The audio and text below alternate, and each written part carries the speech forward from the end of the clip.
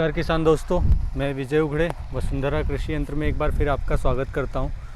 आज मैं आपको रीपर के बारे में संपूर्ण जानकारी दूंगा। ये वैसे तो सभी रीपर इस्तेमाल कर रहे हैं काफ़ी पुराने समय से, लेकिन उस रीपर में और इस रीपर में क्या डिफरेंस है वो मैं आपको बताऊंगा। पहले जो रीपर आते थे पीटीओ से चलने वाले होते थे, जिसमें नीचे से एक शाफ्ट लगी हुई आती थी ट्रैक्टर के आगे तक और रीपर आगे की तरफ लगता था, जो कि रीपर ट्रैक्टर की धड़ी से बम्पर से लगभग 3 फीट आगे लगता था, जिससे ट्रैक्टर को खेतों में लेकर जाने में और कहीं भी लेकर के जाने में समस्या होती थी। अभी ये वाला रीपर जो है हाइड्रोलिक मोटर से चलता है और ट्रैक्टर के बम्पर पर डायरेक्ट अटैच होता है। ये आप देखेंगे डायरेक्ट आपकी जो ट्रैक्टर की धड़ी होती है वहाँ पर ये रीपर लग जाता है। ट्रैक्टर ये वाला जो रीपर है ट्रैक्टर के हाइड्रोलिक पंप से निकलने वाले ऑयल के थ्रू चलता है। ट्रैक्टर के हाइड्रोलिक पंप से ऑयल इस डिस्ट्रीब्यूटर में आता है और इस डिस्ट्रीब्यूटर से सप्लाई होती है ये दो पाइप की इस मोटर के अंदर, जिसमें एक ऑयल जाता है और दूसरा रिटर्न आता है।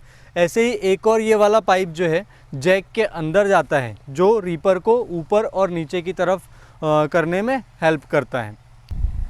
ये रीपर मुख्यतः छोटी हाइट की फसल, जो कि कम से कम 1.5 फीट की हो और ज़्यादा से ज़्यादा 4 या 4.5 फीट तक की हाइट की फसल हो, उन फसलों को काटने के लिए यूज़ में लिया जाता है। अब इस तरीके की फसल अगर हम देखें तो गेहूँ, धान, सोयाबीन, चना, मूंग, उड़द और धनिया, इस तरीके की फसल को काटने के लिए यूज़ में लिया जाता है। पहले जो रीपर आते थे उसमें यहाँ पर आपने देखा होगा ये चेन की जगह पर बेल्ट लगा हुआ होता था। अभी वो बेल्ट से जब फसल कटती थी तो फसल झड़ने की समस्या ज़्यादा होती थी। ये कन्वेयर चेन इसमें लगी हुई है जो फसल को स्मूथली साइड में लेके जाती है। यहाँ पर आप देख रहे जो आपका जो बेल्ट वाला रीपर होता था उसमें ये वाले जो तार लगे हुए होते थे, एक लगा हुआ होता था। इसमें 2 तार लगे हुए हैं जिससे फसल सटी हुई आती है और इजीली साइड में जाकर प्रॉपर लाइन बनाती है। इस वाले रीपर में आप देख रहे हैं यहाँ पर ये ब्लेड जो है क्रॉस ब्लेड लगी हुई है। क्रॉस ब्लेड मतलब कि एक तरफ ऊपर की तरफ एक ब्लेड है जो मूवमेंट करती है और नीचे की तरफ एक और ब्लेड है जो स्थायी रहती है। जो पुराने वाले रीपर आते थे उसमें फिंगर लगा हुआ होता था, फिंगर के अंदर में ब्लेड जाती थी और ब्लेड जाने से दोनों के बीच में जब पौधा आता था तब कटता था, जिससे कि फसल में वाइब्रेशन बहुत होता था और फसल झड़ती थी। इसमें क्रॉस ब्लेड होने के कारण वाइब्रेशन नहीं होता फसल में और फसल झड़ती कम है। ये आप देखो इसमें ये वाले जो क्रॉप डिवाइडर है, इसको क्रॉप डिवाइडर बोलते हैं, ये स्टार कवर भी बोलते हैं। ये काफ़ी लंबे रखे हुए हैं ताकि छोटी से छोटी फसल प्रॉपर एक साइड में आए। ये इसमें जो स्टार लगे हुए हैं ये स्टार भी नायलॉन के, जिनकी लाइफ बहुत लंबी होती है, काफ़ी टिकाऊ होते हैं। जैसा कि मैंने आपको बताया कि इस रीपर से फसल काटने के लिए मिनिमम हाइट, कम से कम हाइट जो फसल की है वो 1.5 फीट होनी चाहिए। यानी कि अगर आप रीपर में नापेंगे भी तो आपकी फसल की हाइट कम से कम इतनी आनी चाहिए। ये जो एक उभरा हुआ हिस्सा है इसके थोड़ा ऊपर साइड तक के आना चाहिए, तभी फसल बराबर कट के साइड में जाएगी। अगर इससे छोटी हाइट रहेगी फसल की, फसल कटेगी तो, लेकिन होगा क्या कि यहाँ पर अगर फसल की हाइट कम है, फलियाँ उसकी फूट जाएगी या फिर फसल कटने के बाद में एक तरफ साइड में नहीं जाएगी, कट के वहीं पर गिर जाएगी। इस रीपर को ट्रैक्टर पे फिटिंग करना बहुत आसान है। आप देखो ट्रैक्टर की जो धड़ी है उसी पर ये चौकोर फ्रेम लगा हुआ है। इसके अंदर दो लोहे के चक्के टाइप के लगे हुए जिस पर ये रीपर ऊपर और नीचे की तरफ जाता है।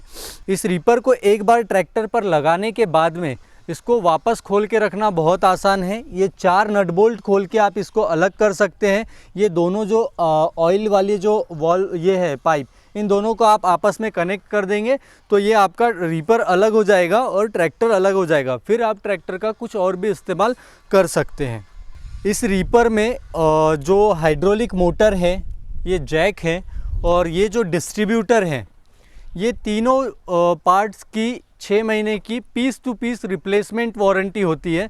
इन केस मान के चलिए अगर इन तीनों में से कुछ भी पार्ट ख़राब होता है तो आपको हमको ये पार्ट ला कर के देना है, चाहे वो जैक हो, मोटर हो, डिस्ट्रीब्यूटर हो, ये आपको ला कर के हमें देना है और हम आपको नया पार्ट देंगे। इसकी 6 महीने की वैधता होती है। इस डिस्ट्रीब्यूटर में ये 2 लीवर दिए हुए हैं, जिसमें से एक रीपर को चलाने के लिए होता है, जिससे कि रीपर की चेन और ब्लेड्स का मूवमेंट होता है। और दूसरा वाला जो लीवर है ये रीपर को ऊपर उठाने और नीचे रखने के लिए इस्तेमाल होता है। ऊपर उठाने के लिए लीवर का यूज़ होता है और रीपर अपने वज़न से नीचे आता है। नीचे लाने के लिए आपको लीवर का इस्तेमाल नहीं करना होता है, अपने आप वज़न से नीचे आता है। ये रीपर हमारे पास 5 फीट, 6 फीट और 7 फीट 3 मॉडल में अवेलेबल है। 5 फीट का और 6 फीट का जो रीपर है वो मिनी ट्रैक्टर में लगता है। ये अभी 5 फीट का रीपर है जो मिनी ट्रैक्टर में लगा हुआ है। आप इसमें 6 फीट का भी लगा सकते हैं। और 7 फीट का जो रीपर है वो बड़े ट्रैक्टर में लगता है। इसमें 2 चेन लगी हुई होती है। इसमें तीसरी चेन का हमने अभी कोई ऐसा ऑप्शन नहीं दिया हुआ है। इसमें 2 चेन लगी हुई है। इनकेस अगर ये चेन आपकी ढीली हो जाती है तो आप ये यहाँ से नट बोल्ट से उसको टाइट कर सकते हैं। दूसरी चीज़, इसमें लगने वाले सारे स्पेयर पार्ट आपको इजीली मार्केट में अवेलेबल है, हमारे पास में भी उपलब्ध है। अगर आप कभी भी मशीन लेते हैं हमारे पास, हमारी मशीन की खास बात यह है कि हमारे पास से आप जब कभी भी मशीन लेते हैं तो आप उसके स्पेयर पार्ट इजीली आपको मार्केट में भी उपलब्ध है और एक जैसे पार्ट आपको मिलेंगे।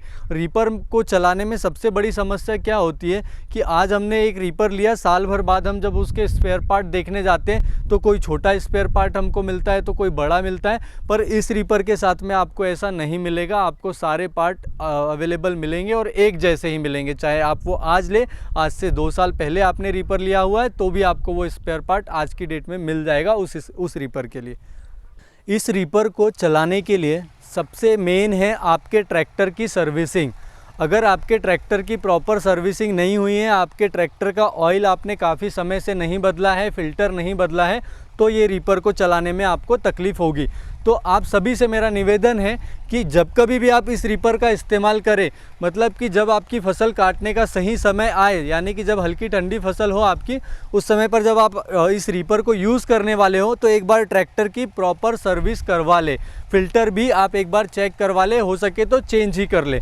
अगर ट्रैक्टर का ऑयल सप्लाई प्रॉपर होगा तो रीपर बराबर काम करेगा। जब भी आप इस रीपर को ट्रैक्टर में इस्तेमाल करें तो आपके ट्रैक्टर का जो ऑयल है वो आप लगभग 4-5 लीटर एक्स्ट्रा रखें, क्योंकि जब इस रीपर को आप चालू करते हैं तो पाइपलाइन में, मोटर में और डिस्ट्रीब्यूटर में लगभग 4 से 5 लीटर ऑयल आ जाता है। इसलिए आपके ट्रैक्टर के ऑयल का जो टैंक है उसका लेवल मेंटेन रहे, इसलिए आप 4-5 लीटर ऑयल एक्स्ट्रा रखें टैंक में। अधिक जानकारी के लिए आप दिए गए नंबर पे संपर्क कर सकते हैं, व्हाट्सअप कर सकते हैं, कॉल कर सकते हैं। और अगर आपको वीडियो पसंद आई हो और इस तरीके की और जानकारियाँ आपको देखना पसंद हो तो आप हमारे चैनल को सब्सक्राइब करें, लाइक करें, सब्सक्राइब करें और हमारे साथ चैनल पर जुड़े रहें।